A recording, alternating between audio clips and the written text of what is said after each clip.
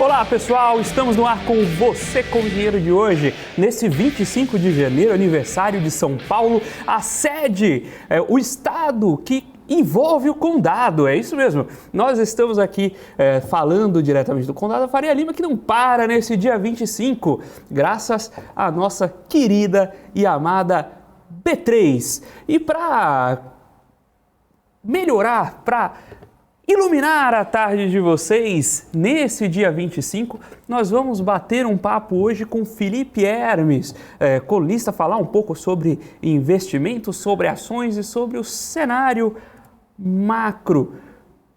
Pessoal, recebam Felipe Hermes. Felipe, muito obrigado por aceitar nosso convite. Eu que agradeço o convite, muito bacana estar aqui com vocês. Acho que tem muito assunto para a gente falar hoje, especialmente nesse começo de ano agitado para o mercado, né?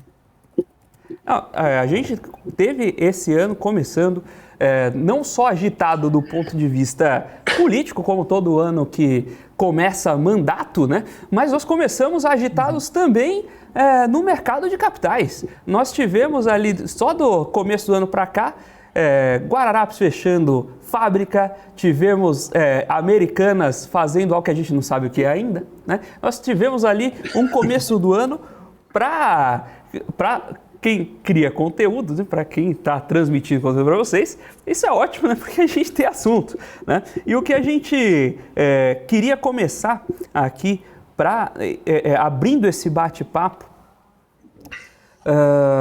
com o Felipe, né? A gente tem aqui essa abertura macro também. Eu queria começar batendo esse papo com o Felipe com uma provocação. Dá para se tornar um país desenvolvido sem investimento de Estado? Eu não estou falando manter o desenvolvimento. Eu estou falando desenvolver um país, desenvolver uma economia sem investimento estatal. Felipe, quero ouvir a sua opinião.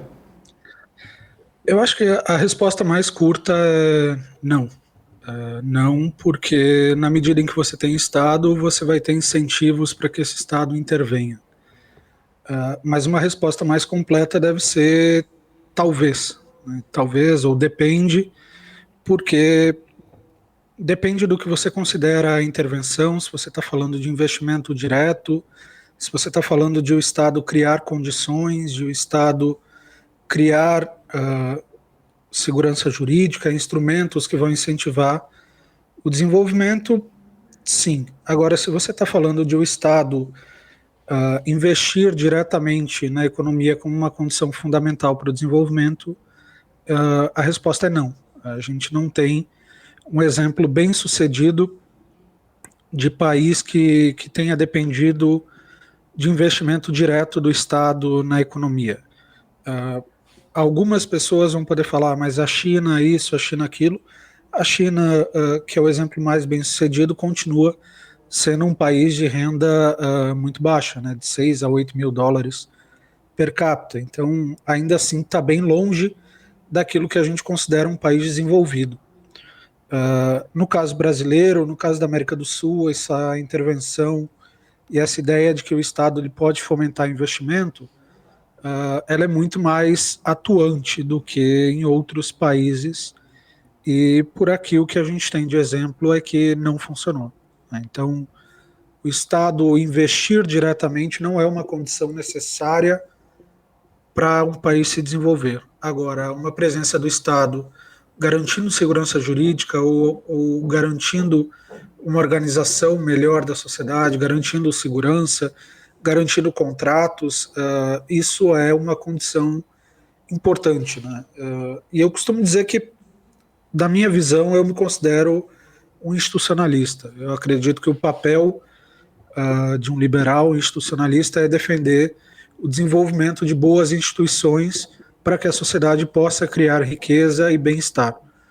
E dentro disso, eu acho que a gente tem comumente dois exemplos clássicos, né, das instituições que são inclusivas, são aquelas que permitem o desenvolvimento da sociedade, que garantem paz, justiça, segurança, garantem um conforto para que as pessoas possam empreender. E a gente tem as instituições extrativistas, que é o caso brasileiro, é o caso da América Latina. Essas instituições, extrativistas, elas fazem parte de um modelo onde a elite se junta para extrair renda da população em geral, que é o que acontece no Brasil. Então, no Brasil, boa parte das nossas instituições elas se formam de maneira que um pequeno grupo, seja ele de industriais, do setor financeiro, ou, enfim, agrícola, outros setores, tenha benefícios que a maior parte da população não possa ter. A gente vê isso muito claramente no judiciário, né? A gente tem, você estava falando de ano novo, políticos novos, e você olha para o judiciário brasileiro e vê que metade da população carcerária ainda não foi sequer julgada, porém, o atual presidente ele teve direito a inúmeros recursos no STF, são algo que claramente não é acessível a uma população geral, é algo mais restrito a um grupo com dinheiro e poder político, e eu acho que isso é uma síntese interessante das nossas instituições extrativistas. A gente tem um país extremamente desigual do ponto de vista de renda, a gente tem problemas raciais, a gente tem problemas de acesso ao crédito, né? Eu gosto muito de um exemplo do Paulo Rabelo de Castro, que fez um projeto aqui perto, no Rio de Janeiro, no Cantagalo, em que ele passou a dar títulos de propriedade ou ajudar famílias a terem títulos de propriedade, o que é um baita problema no Brasil, já que 15 milhões de casas não possuem títulos de propriedade. E se você olha um relatório, por exemplo, como o do Credit Suisse, sobre riqueza global, ele vai medir riqueza em terras, imóveis e ações. E no Brasil a gente tem essas 15 milhões de famílias que são proibidas de ter por conta de divergências da lei, ou porque não segue o padrão da prefeitura, ou porque o ralo tem tantos centímetros, deveria ter mais. Isso gera uma exclusão social muito grande, proíbe acesso ao crédito. Então, eu diria que mais importante do que o Estado vai investir ou não é a forma como o Estado se organiza para garantir que famílias e empresas possam empreender em paz, né? Então esse é um papel que a gente deveria cobrar mais do Estado, não um papel de precisa fazer obra, precisa fazer rodovia ou inaugurar rodovia, que não é assim que a gente vai se desenvolver. Eu acho que um marco regulatório bem feito é muito melhor do que uma obra de rodovia, por mais importante que ela seja. E nessa linha de olhar as instituições, o problema que a gente tem visto, especialmente desde a pandemia, mas não só, né? Esse problema tem fundamentos que são anteriores. A gente tem visto uma inflação muito forte globalmente, né?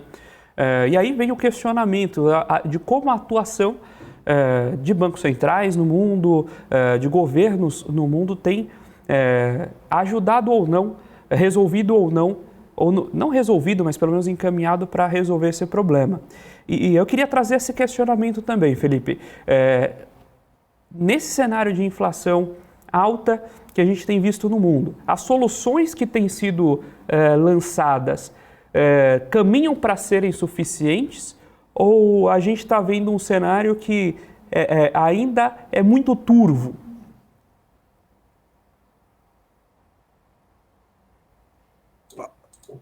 Desculpa, apertei errado aqui. Eu diria que o maior problema...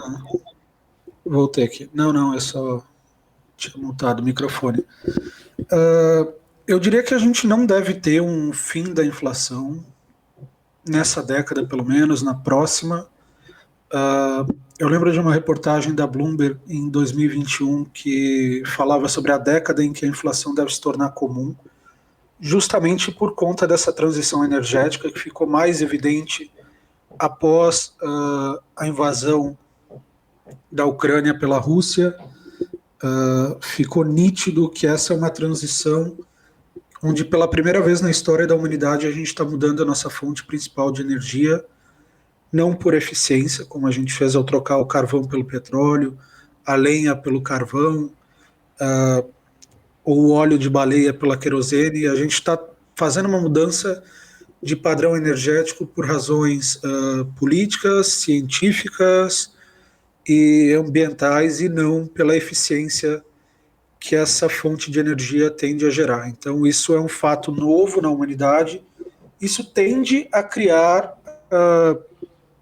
choques muito fortes, né? São choques que vão ocorrer ao longo dessa década e isso não deve diminuir tão cedo, eu imagino.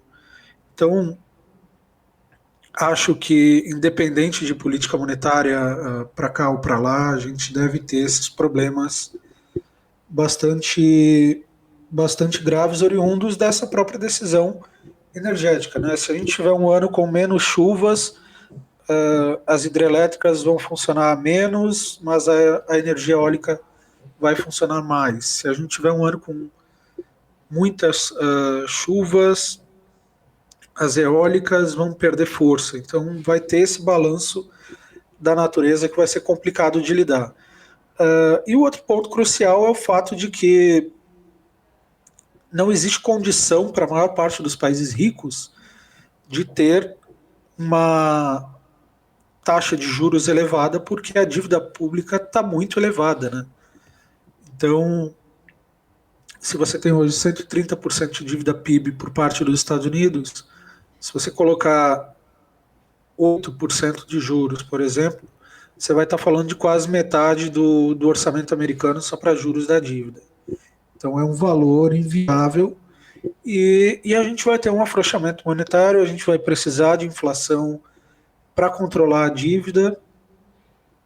Acho que isso é algo natural nos próximos anos. Vai haver um certo espoliamento para reduzir dívida pública, né? Essa é uma tendência que a gente deve ver. Apesar disso, a gente tem, por esse ano ou no próximo, uma redução da inflação, uma desaceleração, mas a gente vai se acostumar a ver uma inflação acima de 4%, 5% em países ricos, que é algo que a gente não via com frequência. E como fica a posição de Brasil nisso? Porque você trouxe alguns fatores importantes. A gente está migrando de modelo energético e numa transição que a gente não está acostumado, né? Historicamente, a gente trocou o modelo energético para buscar mais eficiência, né? E dessa vez a gente está tendo restrições de eficiência, ou melhor, restrições que impedem que a gente olhe só para a eficiência. Tendo isso em vista, como é o cenário de... tem um pouquinho de... Dá para a gente falar um pouquinho de curto prazo também, né? Como a política monetária conversa com inflação no Brasil, mas aproveitando essa sua deixa sobre mudança de matriz energética, qual a posição do Brasil no longo prazo nesse tipo de migração de modelo?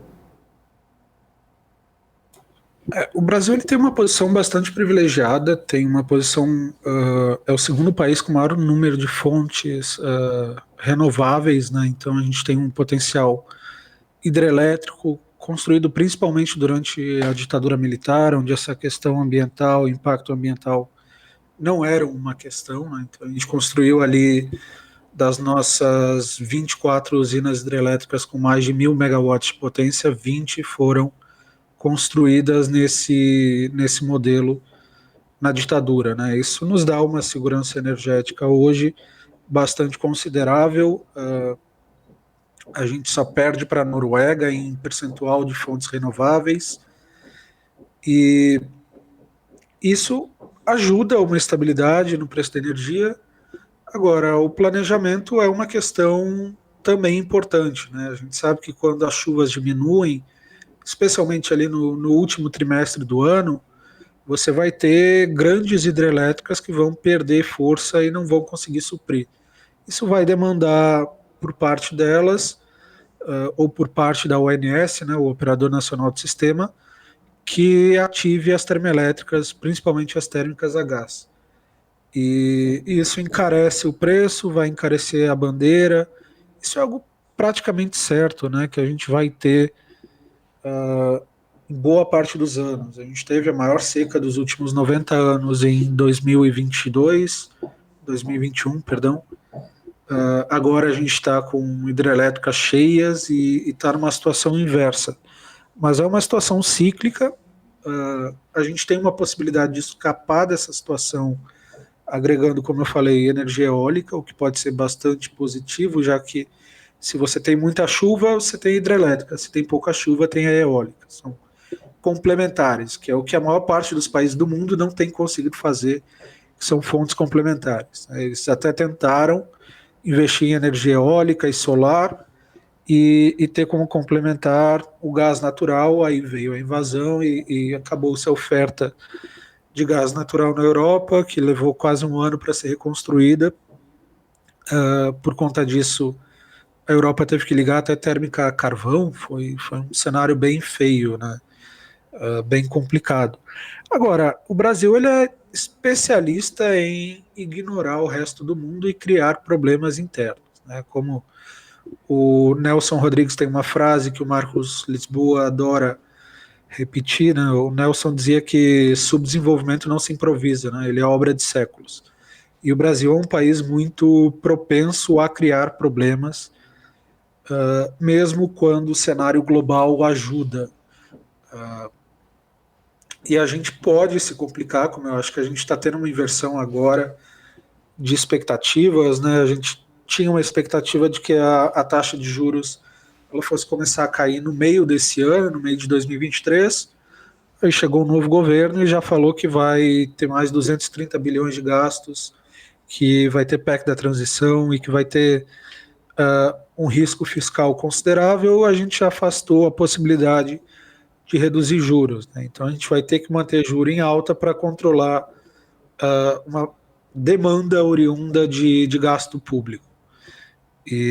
Então, assim, eu diria que a situação global ela é uma, a situação brasileira ela é a global, mais o risco de a gente criar problemas novos que não deveriam ser problemas, né? Então, o Brasil é um país numa situação, em geral, bastante complicada, porque é um país que se acostumou a crescer nas últimas 4 décadas por causa de aumento populacional. Então a gente teve, como cita um grande amigo meu, o Aldo Cunha, que foi secretário da Fazenda lá do Rio Grande do Sul, depois trabalhou em vários bancos, como BTG e JP Morgan. Ele tem um estudo em que comenta sobre o crescimento do Brasil nos últimos 30 anos. E o que ele mostra é que o Brasil cresceu em média 2,2%, o que é um resultado medíocre. Só que quando você decompõe esses 2,2%, você vê que 3/4 disso foram aumento populacional. O resto veio de produtividade. E isso torna o crescimento brasileiro ainda mais preocupante, né? Ou seja, a gente depende de um aumento populacional que, como a gente viu na reforma da Previdência, não vai rolar nos próximos anos. Então, a gente vai ter essa pressão muito grande por gasto público, na medida em que a produtividade não cresce, a população idosa aumenta, isso vai demandar mais gastos em saúde, em previdência. São duas áreas muito fortes de participação no orçamento público. Isso tende a complicar um pouco a situação, porque o PIB não deve crescer tanto. A gente tem hoje, para você ter uma ideia, desses 2,2, que era produtividade mais aumento populacional, hoje a gente caiu para 1, já que o aumento populacional saiu de 1,7, foi para 0,5 e deve chegar ao final dessa década em 0. Então, a gente vai ter essa pressão muito forte dentro do Brasil que precisa ser resolvida, e eu não sou tão otimista de que a gente vai conseguir resolver. Caminho para resolver isso a gente já sabe: é reforma tributária, é controle de gastos, é garantir que as expectativas para daqui a 10 anos sejam não de que o governo vai gastar 1 trilhão a mais do que ele previa, porque a PEC da transição vai ser eterna, mas que a gente vai ter um controle das contas públicas, vai ter incentivo ao mercado de capitais para crescer e gerar investimento e cobrar a produtividade das empresas. São caminhos óbvios. Agora, no meio disso tudo, existe Brasília. E Brasília é um lugar muito incerto. Maravilha. Pessoal, nós estamos hoje com o Felipe Hermes, que é colunista e criador de conteúdo, batendo esse papo conosco sobre a visão macro e também sobre o mercado de ações. No final a gente vai reservar um tempinho específico ao mercado de ações. Queria agradecer aqui o pessoal que está participando do chat, o MPK, o Regis Andrade, Eduardo Pacheco, Valdemar Pereira. Inclusive tem aqui uma pergunta do Luiz Toledo sobre energia nuclear, mas eu vou deixar essa pergunta para daqui a pouquinho, logo depois do intervalo. Daqui a pouco a gente volta com o segundo bloco do Você com o Dinheiro de hoje.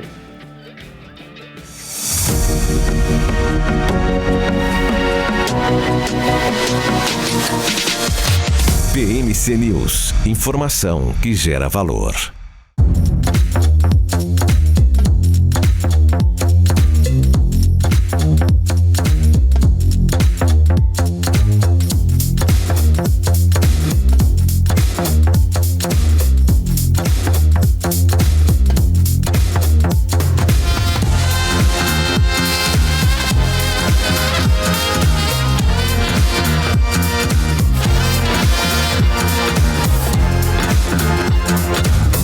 Você está cansado da mesmice? Negociando em plataformas com ferramentas desatualizadas? Falta variedade e funcionalidade? Aproveite nossa grande seleção de ferramentas de trade. Baixas taxas de negociação, suporte em português 24 horas por dia, com mais de 200 criptomoedas disponíveis para trade e a facilidade de depósitos com Pix. Aproveite o futuro agora. Bybit. Abra sua conta hoje mesmo. Bybit.com. Se você quer investir em commodities, mas não sabe como, nós temos um recado.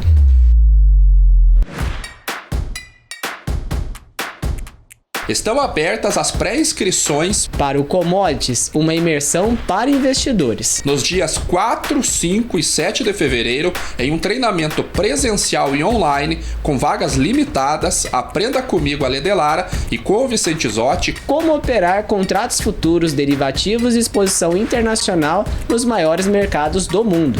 Um intensivo para investidores iniciantes ou profissionais, analistas, gestores de produtos financeiros e profissionais que atuam em commodities. Diversifique a carteira, crie estratégias, entenda tudo sobre negociações, contratos futuros, cotações e vencimentos.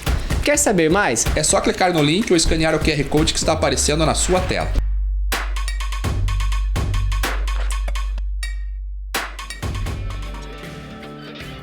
Olá pessoal, estamos de volta com o segundo bloco do Você com o Dinheiro de hoje, batendo um papo com o Felipe Hermes, criador de conteúdo, colunista, tanto sobre o cenário macro como em relação ao mercado de ações. Antes de chamar o convidado, eu queria fazer um apelo, um pedido especial para vocês. Naturalmente, a gente tem que subir esse número de likes. A gente está com uma audiência bem interessante para o dia de hoje, contemplando esse dia 25 de janeiro, mas falta um pouquinho de like ali, pessoal. Vamos subir esse like aí, E vamos também fazer inscrições no canal da BMC. A gente precisa aí de 40 novos inscritos até o fim do programa, então já falei com a Débora Oliveira. Não tem Top News hoje enquanto a gente não bater os 463 mil inscritos. Então, se vocês quiserem liberar a programação da BMC, vocês precisam arrumar essas inscrições para a gente, pessoal. Não deixem, você que está chegando agora, você que ainda não conhecia o programa Você com Dinheiro, faça sua inscrição para não perder mais nenhum Você com Dinheiro, sempre trazendo as principais cabeças do mercado, gestores, executivos das grandes empresas listadas, para bater esse papo com vocês. O Regis falou aqui que já tinha deixado o like, então ele não consegue deixar outro, mas você pode incentivar a turma a deixar o like deles também. Luiz Antônio trazendo os comentários sobre a energia, a gente já vai voltar com o Felipe para bater esse papo sobre as fontes alternativas de energia. E o MPK está confuso com os nomes Felipes e Filipes. Muito bem, daqui a pouquinho você se acostuma, mas Felipe é o meu nome. Vamos lá. Esse tipo, o carvão dos europeus em relação a ESG, exatamente, às vezes situações urgentes desequilibram, né, o que era planejado, né? Isso não quer dizer que a gente não tem que planejar, mas às vezes é difícil seguir o planejamento. Então, o pessoal pedindo para subir os likes. E tem ali também os comentários BNDES, também vou levar para o Felipe. Muito bem. 366 likes, exatamente isso aí, pessoal. Continuem subindo os likes conosco. Like no débito. Regis, o pessoal, o MPK estava certo, meu nome é Felipe, F-I-L-I-P-E. Calote da Argentina, bom ponto, o Hermes vai comentar aí com a gente.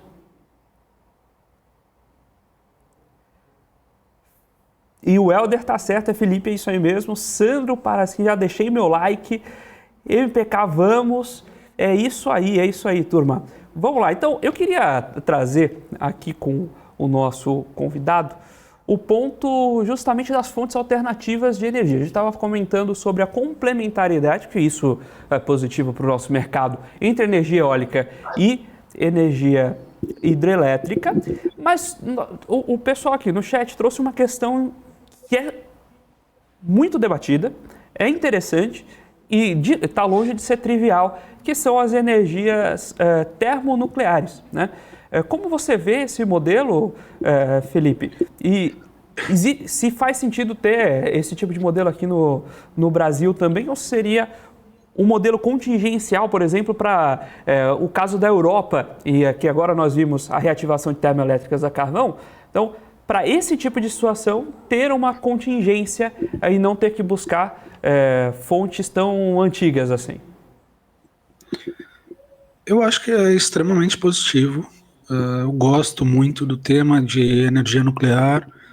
Ontem mesmo estava escrevendo falando de uma usina nuclear no estado da Pensilvânia, nos Estados Unidos, que tem fechado acordos para fornecer energia diretamente a mineradores de Bitcoin, a data centers, né, de computação em nuvem. Isso porque mesmo a energia nuclear, que é uma energia extremamente estável, ela varia em função da demanda ao longo do dia por parte da população, né? Então, você tem que compensar isso. Uma hora você tem excesso de oferta, na outra tem menor demanda, né? Então, você vai ter que equilibrar isso, e a mineração de Bitcoin é uma maneira interessante de você gerar fonte de renda para a empresa que produz essa energia, não jogar energia no lixo, né? E isso barateia a conta para todo mundo, porque do contrário, a energia que você produz, sei lá, 3 horas da manhã, vai ser jogada no lixo. Se você consegue usar ela para minerar Bitcoin, por exemplo, ou manter um data center de computação em nuvem, você está gerando meios de aproveitar essa energia e reduzir o custo da construção e da energia que é vendida à população. E é o grande problema da energia nuclear, é o custo, né? São sempre grandes obras, grandes projetos, são projetos que demoram às vezes uma década, ao contrário de um projeto de energia solar e eólica que pode ser construído em 1 a 2 anos, mais a fase regulatória. São projetos bem simples, não à toa o Brasil e o resto do mundo cresceu muito rápido nessas fontes. Agora, a fonte nuclear, ela tem sido muito útil, especialmente para a França, que é o país que mais produz energia nuclear do mundo. Não tem sofrido os mesmos problemas da Alemanha, que é um país dependente do gás natural da Rússia. A França tem, salvo engano, 70% da sua energia vindo de reatores nucleares. Isso é bastante interessante de você comparar os problemas que a Alemanha, que é um país dependente de importação de gás russo, e a França estão passando, são problemas diferentes. A França tem uma estabilidade, né? A ironia da coisa é estabilidade e França estarem na mesma frase, mas a França tem... E a instabilidade está do lado da Alemanha, né? Essa é a ironia do caso, né? Mas é o que tem rolado na Europa. Tem sido interessante acompanhar. A China é um país que está demandando muito construção de novos reatores. Salvo engano, eu posso errar por 1 ou 2 dias aqui, mas a previsão da China é nos próximos 15 anos entregar um reator nuclear a cada 36 dias. Então, são salvo engano, 150 reatores ou 200 reatores nucleares em 15 anos. É uma fonte de energia que eu particularmente gosto, já investi em urânio via ETF, que é algo um pouco complicado, porque você investe diretamente na mineradora, não na commodity em si, você está sujeito ao risco da empresa, mas eu gosto da tese, eu gosto da tese de energia, eu acho que ela combina muito com cripto, que é uma área que me interessa, combina com essa questão de estabilidade, instabilidade geopolítica, que eu acho que deve ser muito vista nos próximos anos, ao menos nessa década. Então é algo que vale a pena. E acho que para o Brasil seria interessante, sim, reativar projetos de energia nuclear. Eu só não sei se a gente conseguiria levantar capital para isso, ou se seria mais uma obra daquelas outras tantas, né? Acho que vale lembrar que Angra foi construída pela Odebrecht, né? Foi o primeiro grande projeto da Odebrecht, então não tenho boas impressões sobre essa ideia de construir novas usinas no Brasil, mas talvez seja interessante. O Charleston comentou aqui que não conhecia o canal, conheceu hoje no almoço, né, e está gostando bastante. Muito obrigado, Charleston, muito bom ter você aqui na nossa audiência. O Luiz Antônio comentando aqui o melhor canal de investimentos e notícias em geral sobre o assunto. Muito obrigado, pessoal, pelo apoio, muito obrigado pela participação. Eu queria trazer uma outra, mudando um pouquinho de contexto, já levando um pouco para ações. A gente vê no último ano uma queda acentuada do desempenho em bolsa, do valor de mercado das empresas de tecnologia, né? É uma mudança de paradigma mesmo, ou seria uma mudança momentânea, Felipe? Eu acho que é uma volta à realidade, né? Final do ano passado, eu estava lendo o relatório das previsões do Scott Galloway sobre tecnologia, sobre Big Techs para esse ano. O Scott é um cara que eu gosto bastante, mesmo discordando algumas vezes das visões políticas dele, né? Ele é mais ligado aos democratas nos Estados Unidos, tem uma visão crítica, mas ele é um cara diretamente do meio de tecnologia, é um cara respeitável em gestão de marca, e ele tem muita razão em determinados aspectos. E ele levantou um ponto que eu achei muito importante, que é o fato de que, se você pegar hoje a maior parte dos funcionários das FANG, né, do Facebook, Amazon, Apple, Netflix e Google, se você inclui ainda outras empresas de tecnologia, como a própria Microsoft, se eles têm menos de 35 anos, o que é a maioria dos funcionários, significa que o único mercado que esses desenvolvedores e que as pessoas que trabalham com tecnologia conhecem é um mercado de alta eterna. É um mercado pós-2008, né? Então, eles já entraram no mercado de trabalho com o Fed jogando dinheiro, enxurrando, uma enxurrada de dinheiro e juros zero no mercado, favorecendo techs. Eles viram a Apple sair de 350 bilhões em 2011 para 3 trilhões. Eles viram um aumento explosivo de demanda por desenvolvedores, por trabalhadores, né? A gente viu o Google chegando a uma média de 300 mil dólares por ano de salário por funcionário. 2015 a 2016, empresas de tecnologia de grande porte saíram, dobraram o número de funcionários, uma demanda que parecia infinita, uma demanda que parecia não ter fim, até que chegou-se a 2022 e a gente teve o primeiro ano, pelo menos desde 1950, em que a base monetária dos Estados Unidos caiu. Houve uma retração da quantidade de dinheiro em circulação, porque você teve, durante a pandemia, um choque muito grande que levou a um cenário inflacionário, corroeu o poder de compra da população. E a gente sabe que o mercado de ações ele é um mercado de expectativa. Quando você passa a colocar custo do dinheiro nas empresas, você vai ter a longo prazo o que parece ser uma pequena inversão, que é uma taxa de juros saindo de 2% para 4%. A longo prazo isso vai pesar. Você vai ter um custo de oportunidade maior, você vai ter um custo de capital maior, e quando as empresas já estavam em um valuation bastante esticado, né, eu lembro que há pouco tempo a Tesla estava valendo 700 vezes o lucro, o que é surrealista de se pensar.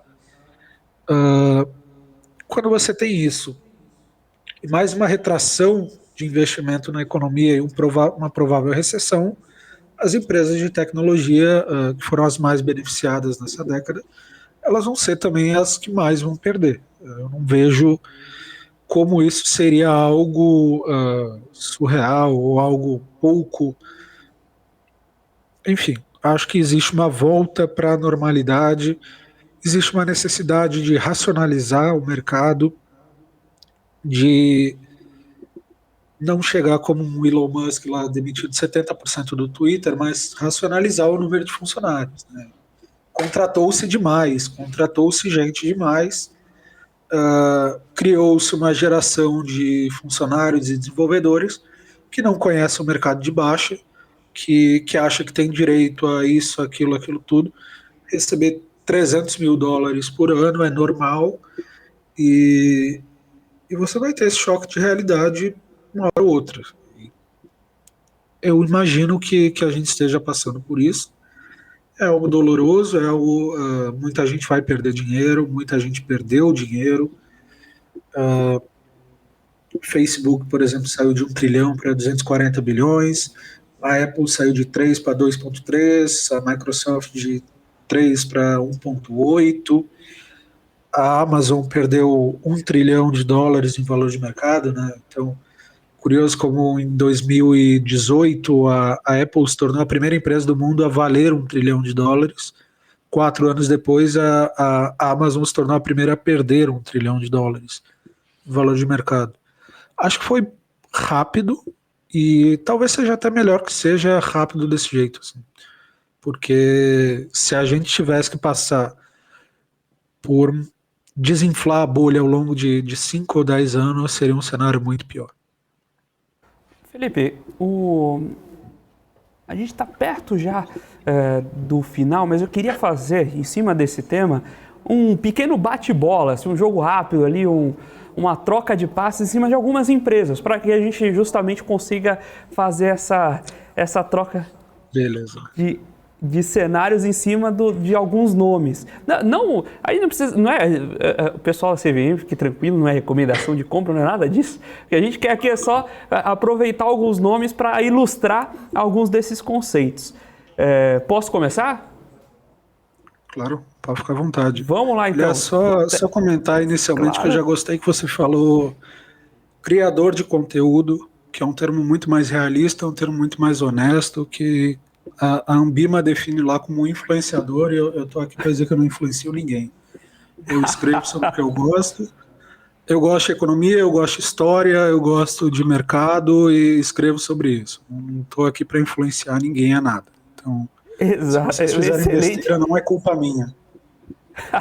Excelente Se ponto. der certo, eu também não quero que me agradeçam, não.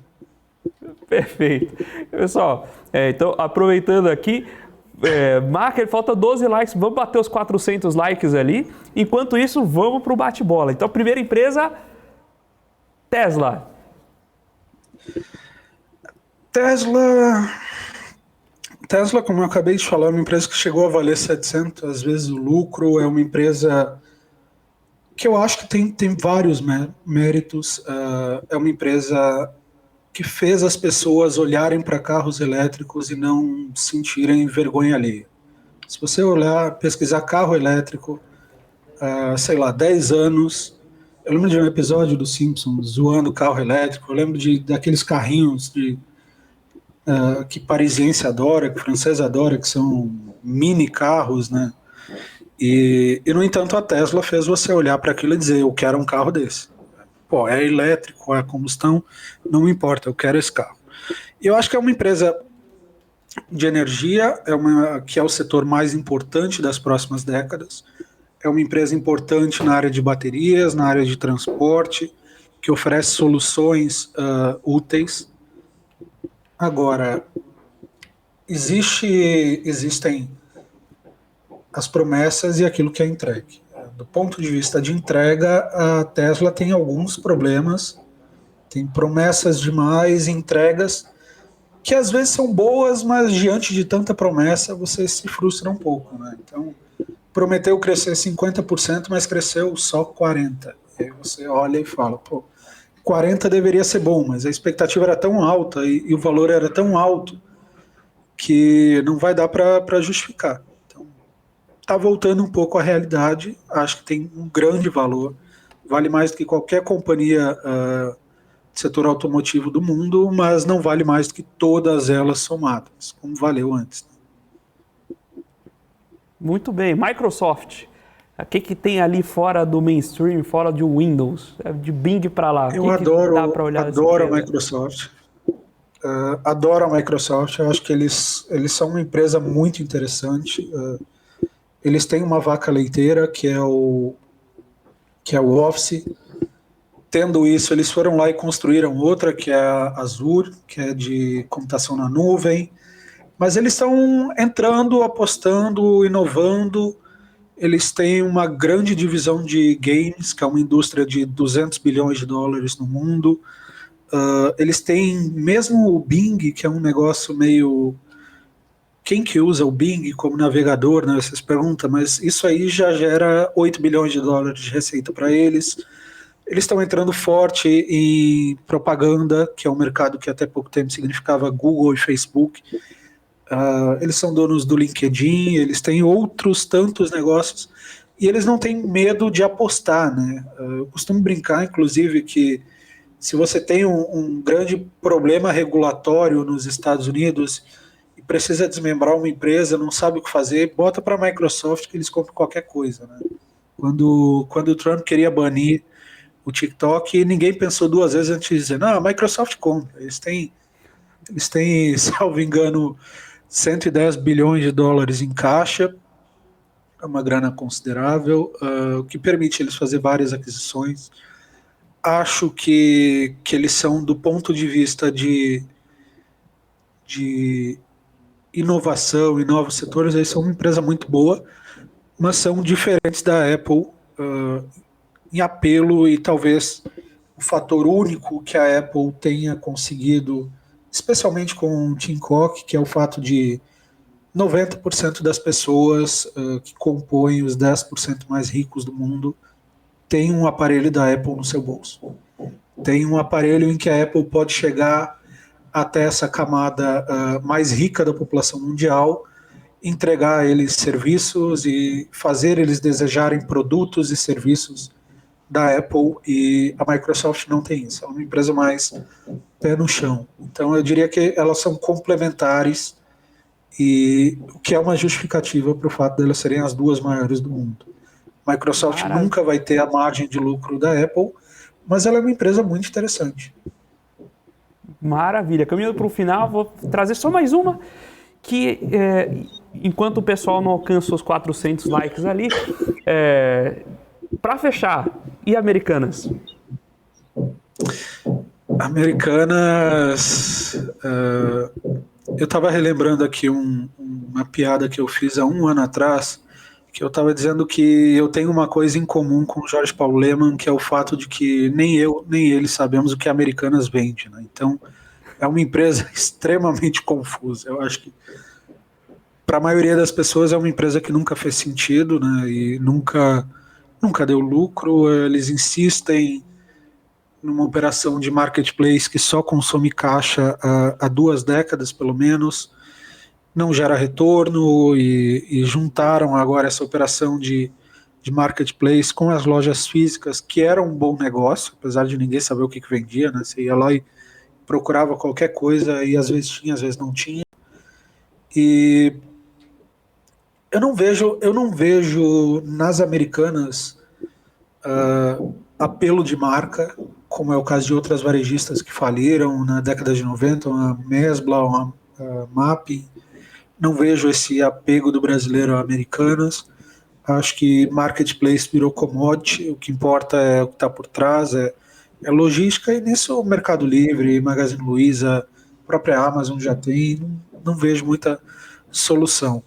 Agora, é um risco de imagem muito grande para 3 dos 4 homens mais ricos do país. Isso é 3 dos 5, né? Se você considerar o Saverin e a família Safra, é um risco muito grande, porque é a terceira vez que eles têm problemas com balanços de empresas. Já tiveram com a América Latina Logística, já tiveram com a Kraft Heinz, e agora na empresa que o Beto, até semana passada, até um ano atrás, mandava diretamente, né? O Beto Sucupira mandava diretamente, e está rolando esse problema. Eu acho que isso pesa muito, isso certamente vai complicar quando eles tentarem comprar um novo negócio lá fora, né? Eles acabaram de levantar em dezembro um fundo de 3 bilhões de dólares para provavelmente uma nova aquisição pela 3G, e quando eles chegarem para fazer uma oferta hostil para tentar comprar outra empresa,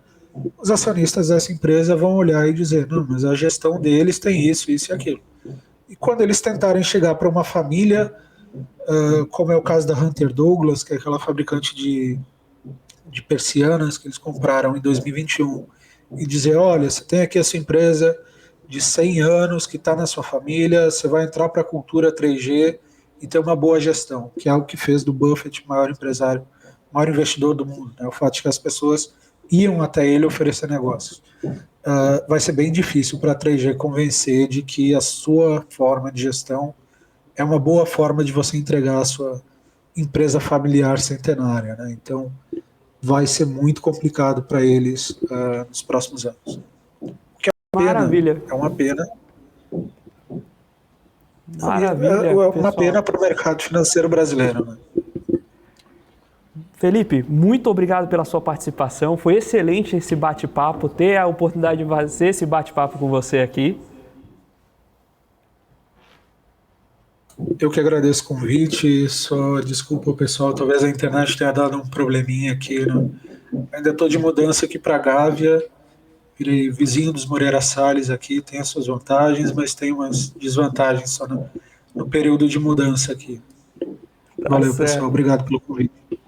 Pessoal, muito obrigado a você também, muito obrigado pela sua audiência, por ter atingido os nossos 400 likes. Muito obrigado por fazer parte e construir esse canal conosco. Fique agora com o Top News para o fechamento de mercado, participação da nossa querida Débora Oliveira. E amanhã nós voltamos com mais Você com Dinheiro. Até lá!